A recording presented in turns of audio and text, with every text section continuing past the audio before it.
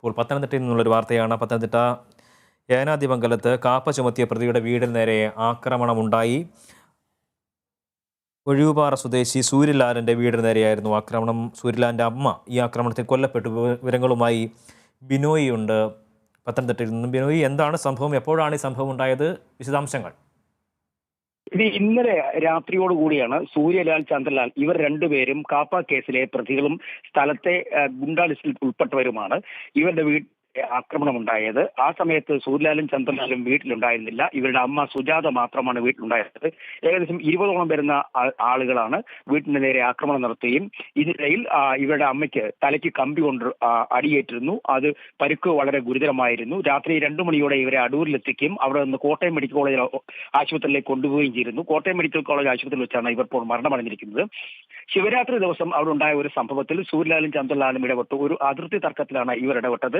ഈ സമയം സൂര്യലാലും ചന്ദ്രലാലും കൈവശം ഉണ്ടായിരുന്ന ഒരു നായുമായി എത്തുകയും അവിടെ ഉണ്ടായിരുന്ന ആളുകളെ നായയെ കൊണ്ട് കടിപ്പിക്കുകയും ചെയ്തിരുന്നു.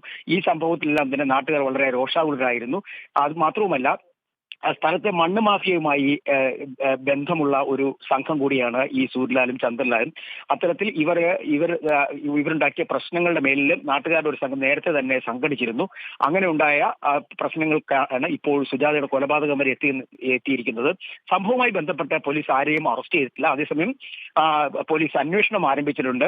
ആരൊക്കെയാണ്, അല്ലെങ്കിൽ ഈ 20 അംഗ സംഘത്തിൽ ആരൊക്കെ ഉൾപ്പെട്ടിരുന്നുള്ള കാര്യത്തിലാണ് പോലീസ് ഇപ്പോൾ അന്വേഷണം തുടങ്ങിയിരിക്കുന്നത്. ഒരു ഗുണ്ടാപ്പകയുടെ ഭാഗമായിട്ടുണ്ടായിട്ടുള്ള ഒരു നടപടിയാണോ ഈ കേസ്, അല്ലെങ്കിൽ ഈ ഒരു സംഭവം? തീർച്ചയായിട്ടും അങ്ങനെ തന്നെയാണ്. അതായത് സൂര്യലാല് നേരത്തെ തന്നെ കാപ്പ കേസിലെ പ്രതിയാണ്. കഴിഞ്ഞ മാസമാണ് ഇയാൾ ജയിൽ മോചിതനായി എത്തിയത്. ചന്ദ്രലാലും അത് തന്നെയാണ്. ഇവര് മണ്ണ് മാഫിയ ഉൾപ്പെടെയുള്ളവർക്ക് സഹായം ചെയ്തു കൊടുക്കുന്ന ഒരു സംഘത്തിൽപ്പെട്ടവരാണ്.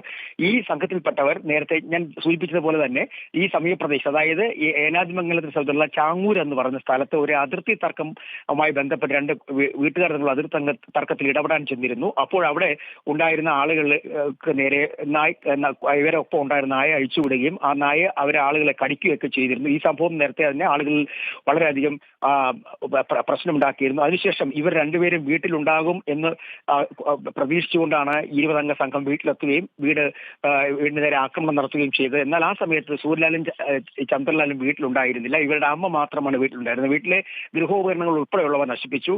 ചില ഗൃഹോപകരണങ്ങൾ കിണറ്റിലേക്ക് എടുത്തെറിയുകയും ചെയ്തിട്ടുണ്ട്. അടിയേറ്റ ഉടൻ തന്നെ സൂര്യലാലും ചന്ദ്രലാലും ഇല്ലായിരുന്നു. ഇവരുടെ ഒരു സുഹൃത്താണ് ഇവരുടെ അമ്മ സുജാതയെ അടൂരിലെ ആശുപത്രിയിൽ എത്തിച്ചത്. പിന്നീട് കോട്ടയം മെഡിക്കൽ കോളേജ് ആശുപത്രിയിലേക്ക് മാറ്റിവരും. തലയ്ക്ക് ഏറ്റ ഗുരുതരമായ പരിക്കാണ് മരണകാരണമെന്ന് പോലീസ് പറയുന്നു.